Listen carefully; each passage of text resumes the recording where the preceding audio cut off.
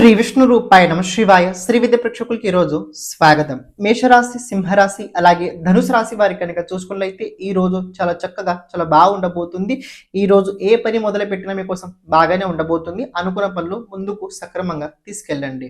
వృషభ రాశి, కన్యా రాశి అలాగే మకర రాశి వారికి కనుక చూసుకున్నట్లయితే కోపం పట్ల నియంత్రణ చాలా అవసరము.